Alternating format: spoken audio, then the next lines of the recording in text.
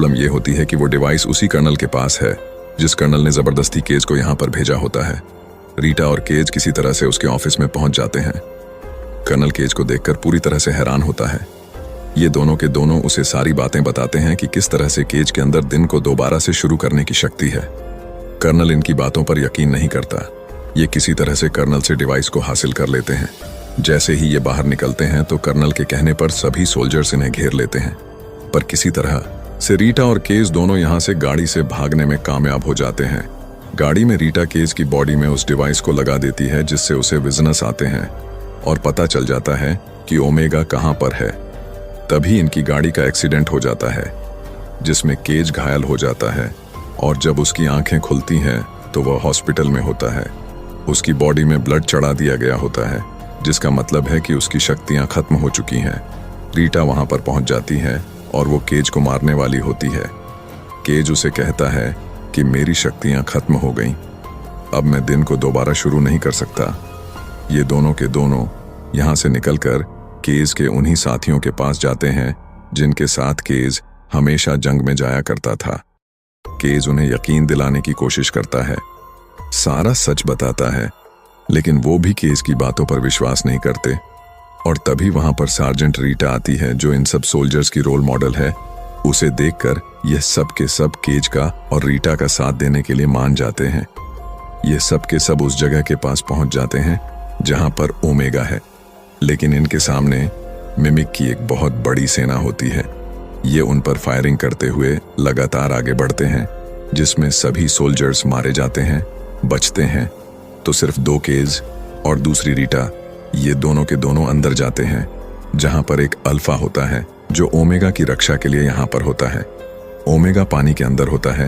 Cage Rita से कहता है कि मैं उस तरफ भागूंगा और जब अल्फा मेरी तरफ आएगा तो तुम पानी में कूदकर ओमेगा को खत्म कर देना। पर रीटा केज से कहती है कि तुम जख्मी है, तुम भाग नहीं पाओगे। दरअसल उसका पैर जख्मी होता है, इसीलिए वो खुद तय करती है कि वो उस तरफ भागेगी ताकि जब उसके पीछे अल्फा आए तो पानी में जाकर केज ओमेगा को मार दे। जाने से पहले वो केज को कहती है कि तुम एक अच्छे इंसान हो, काश मैं तुम्हें और जान पाती। और इसके बाद वो दूसरी तरफ भागना शुरू कर देती है। अल्फा उसके पीछे जाता है और ठीक उसी वक्त केज उस तरफ जाता है जिस तरफ ओमेगा है। और जब वह पानी के पास पहुंचता है तभी उसे एक जोरदार आवाज आती है। वो समझ जाता है कि अल्फा ने रीटा को मार दिया। इसके बाद वह पानी में कूद जाता है। ओमेगा पानी की बहुत गहराई में होता है। साथ ही अल्फा को पता चल जाता है कि कोई पानी के अंदर ओमेगा की तरफ जा रहा है, इसीलिए वो भी पानी में आ जाता है और इससे पहले कि वो ओमेगा तक पहुंचता अल्फा उसे मार देता है।